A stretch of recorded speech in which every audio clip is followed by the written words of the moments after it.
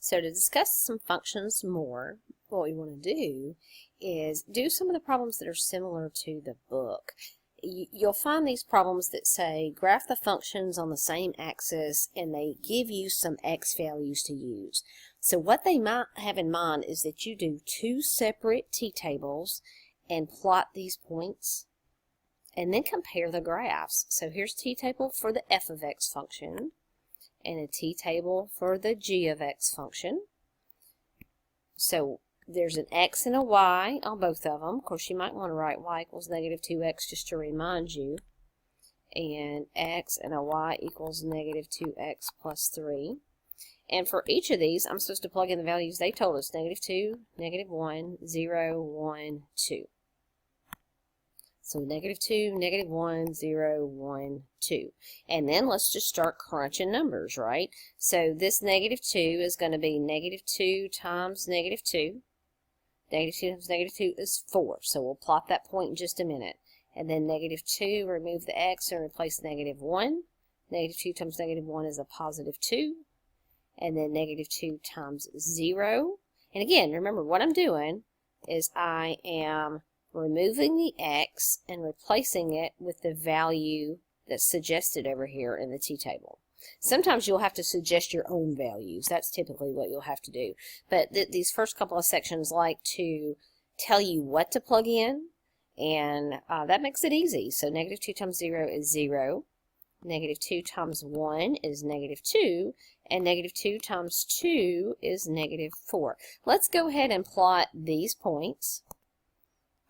And we'll connect the dots, then we'll move over to the g of x function, which I have in blue. Okay, so negative 2, remember that's along the x. Positive 4 is right here. Negative 1, positive 2.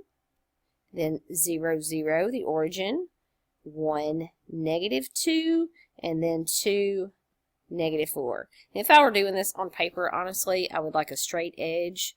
And I guess I could probably find one, but y'all, my graphs, when I make these videos, do not look all that great. And let me explain why. I'm writing, with a stylus on a very smooth surface of a computer. And so they get real squirrely. And I apologize. I'll get better the more videos I make. I think I've made a bunch.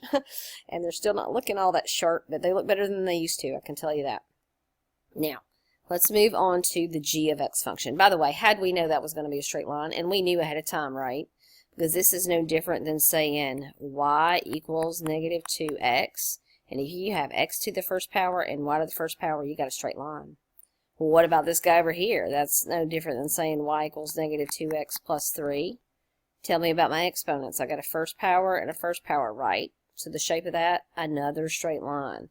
So it helps to know that before you even get started. So I'm removing this x, right? So I'm getting rid of the x in my function, and I'm replacing it with the suggested x values over here. So it would be negative 2 times negative 2 plus 3. Now negative 2 times negative 2 is 4. 4 plus 3 is 7. Then I do negative 2 times negative 1 plus 3. Negative 2 times negative 1 is positive 2, plus 3 is 5. Negative 2 times 0 plus 3.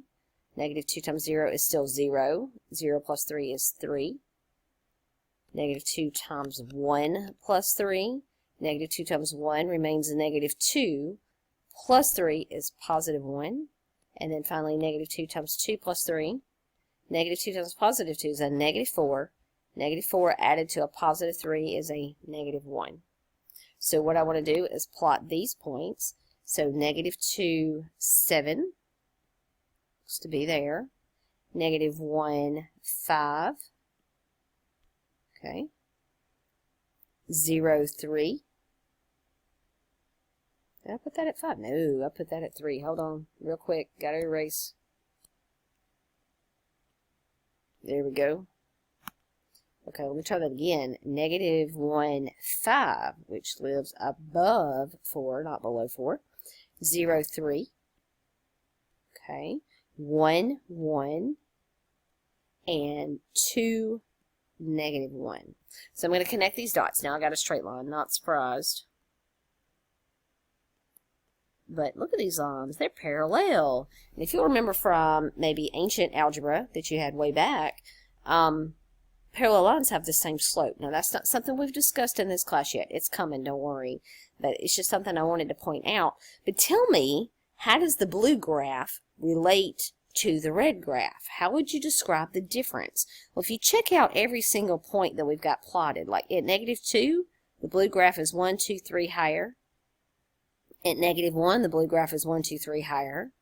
At 0, the blue graph is 1, 2, 3 higher. You get the point, right? The blue graph has been moved up 3 units. So that's how you would describe how the second graph relates to the first graph. All right, so since we've got the hang of it, let's try it again. Now, same directions. Notice it says graph the functions on the same axis using -2, -1, 0, 1, 2. Now, I left out the 0. Why? I don't know, because the ... is not 3 things in between there. It's just 1. It's 0. But -2, -1, 0, 1, 2. And then in blue, -2, -1, 0, 1, 2. Notice the extra touches I have going on here. Like, I put a column for X, I wrote X above it. I put a column for Y. I didn't write just Y, but I wrote Y equals the absolute value of X just to remind me what this t-table is for. Okay? You might not have colored pencils in your area, so it really helps to remember which t-table is for which function. So here I have a column for X, and then I have Y equals the absolute value of X minus 5. So here we go. I'm taking the absolute value of -2. Now, y'all remember what absolute value means, right? When you take the absolute value of a number, first of all, you have to have this simplified to one number inside. It is. And then you make it positive. That's what absolute value is the distance a number is from 0. And that is always a positive number. So 2, the absolute value of -1 is 1. The absolute value of 0. Now, a number's distance from 0, let's think about it. 0's distance from 0 is 0. So it's the only answer that won't be positive. That one special case of 0. The absolute value of 1 is 1. Don't change the sign and make it negative. It's still 1. So whatever's in there, you make it positive. Now, if I plot those points, -2, 2, -1, 1, 0, 0, 1, 1, 2, 2. There's my graph. If I connect the dots from left to right, and I'm not doing it from left to right, but I should be, then that would continue on forever in that fashion, and this would continue on forever in that fashion towards the right. Now let's graph our blue graph, or our g of x function, by plotting points. I'm doing the absolute value of -2, then subtracting 5. So be careful. I want you to realize you're not doing -2 minus 5 and then taking the absolute value. You're taking the absolute value of -2 first, which is 2, and then you're subtracting 5 to get -3. Okay? All right, now I need space.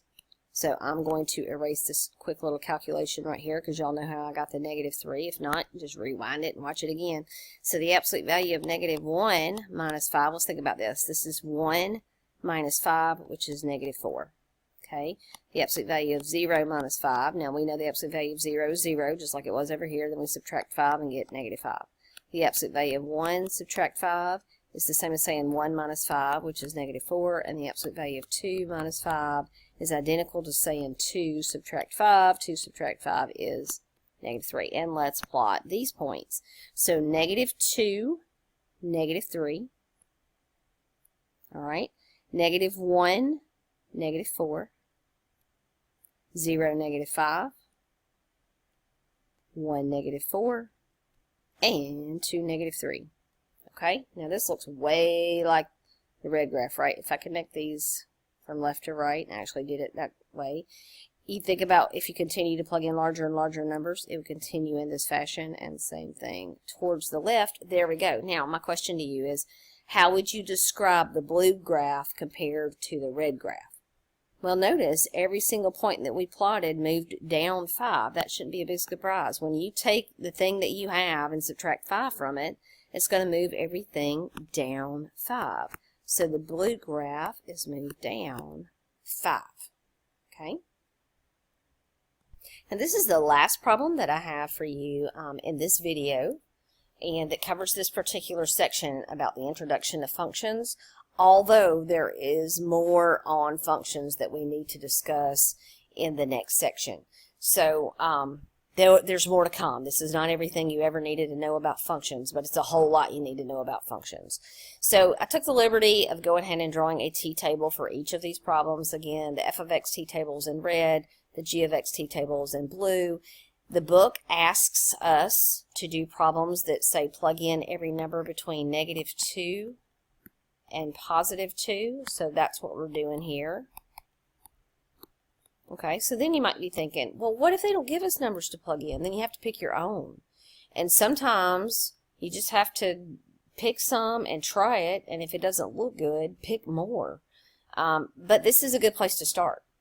Every number between -2 and 2, or every number between -3 and 3, if necessary. Okay, now, something I want to point out to you, though, okay, because if I take -2 and plug this in. As a matter of fact, on this problem, I thought I even changed the list. How about let's do this. I was positive that when I created this page in PowerPoint that I gave you a different list. Here's what our list should be. X is equal to 0, 1, 2, let's do 4, and 9. And you think, where in the world did she get that random list? I'm going to talk about it as I erase the list over here. Y'all, you can't take the square root of a negative number. So when I had the -2 and the -1 sitting there, those are impossible to do. We will talk more about that in a future section. But basically, you cannot substitute negative numbers into a square root. Now, that gets a little sensitive. I don't want to say any square root you can't, because the blue graph, we're going to plug in some negative numbers. Even though I gave you this list, I'm going to show you something else in just a minute. We're going to plug in some negative numbers. But we want to discuss what happens here, and so I asked to plug in 0, 1, 2, 4, 9. So let's try that, and in the blue graph, I'll give you a different list. So here we go. 0, 1, 2, 4, 9. So the square root of 0 is a big fat 0. The square root of 1 is 1. That's the only two values, folks, that you get the same answer as what you plugged in. So square root of 0 is 0, square root of 1 is 1. The rest of these guys don't work that way. The square root of 2 is not 2. It is 1.4. And that decimal continues forever and ever because this is an irrational number and no pattern whatsoever. So I just round to the 10th place, 1.4. The square root of 4, we can do, y'all know, is 2, because 2 times 2 gives you 4. The square root of 9 is 3. Okay, so let's plot those points before I move on to the blue graph. So I've got 0, 0, 1, 1, and then 2, 1.4. Do the best I can there. And then 4. So notice I skipped 3. You can plug in 3 if you want to, but 4 gives me 2. 3 would give me 1.7, by the way. And then 9, I just skipped a bunch of stuff, but the reason I skipped is because the square root of 9 is a nice number. It's 3. Okay, I connect those dots, and basically I get this shape. And all linear square roots, in other words, you have an x to the first underneath the square root, gives you a very similar shape, just an arc over. Okay, now in the next list, I'm going to include 0, 1, 2, 4, 9, or do I want to? I mean, what would work out nice? Well, if I plug 0 in here, okay, that's going to give me, let's put that on the list, 0. Notice I give myself space there. I'm going to put some other stuff in there in a minute. That would be the square root of 0 plus 2, which would give me the square root of 2, right? That's that 1.4 answer. Or if I plug in 1, that would give me the square root of 1 plus 2, which is the square root of 3. A minute ago, I'll let you know that was 1.7. If I plug in 2, that would give me 2 plus 2 underneath the square root, which will be the square root of 4, will give me 2. And if I plug in 9, it's actually not going to be very nice. If I plug in 4, it's not going to be very nice. I'll plug in 4. The square root of 4 plus 2 would be the square root of 6. My calculator tells me the square root of 6 is about 2.4. Rounded. But you can think about other numbers to plug in that will make this work nicely. Now, I warned you about plugging in negative numbers. But now this one, I could plug in a negative number, right? What would negative 2 give me? That'd be the square root of negative 2 plus 2, which will be the square root of 0, and that's fine. That's 0. So you've got to be careful. Don't take, you can't take the square root of a negative number. I'm not saying you can't plug in a negative number, but whatever you take the square root of cannot be negative and not get a real valued answer anyway. All right, so let's plot these points that I have here. All right, so I've got negative 2, 0. I've got 0, 1.4. Notice I didn't plug in negative 1, and that's fine. I've got 1, 1.7. And 2, I've got 2. And 4, I've got 2.4. Okay? Now look how that looks very similar. It shouldn't be touching. Okay, like that. Now how would you describe what happened to the blue graph? Well, it looks like the blue graph, it looks just like the red, or it should. You might find subtle differences because I already explained to you I can't graph on this slippery computer very well, but it's not looking too bad. I took the red graph and just picked it up and moved it to the left 2 units. So that's how you would describe what happened here. We moved to the left, every one of those points we moved left 2 units. Okay? Now, you can see that actually. I know it doesn't look clear, but when you add a plus 2 to the x value, not outside. Remember, outside seemed to move the graph up or down like the last 2 examples. So let me flip to the last one. Check that out. The negative 5 I've got highlighted was outside of the absolute value. Going back, the plus 2 I've got highlighted is inside the square root. So inside looks like it moves to the left 2, whereas outside would have moved it, say, up 2. Okay? Now, don't worry about this left and right or up and down stuff. We're going to cover that in section 1.6. It's going to get in far more detail. But right now, what I want you to be able to do is a t-table and plot points using the suggested values they gave you. Here, I suggested the wrong values, so I suggested other ones. But use the suggested values you are given, and pretty soon you'll learn how to pick out your own values, suggest values to yourself.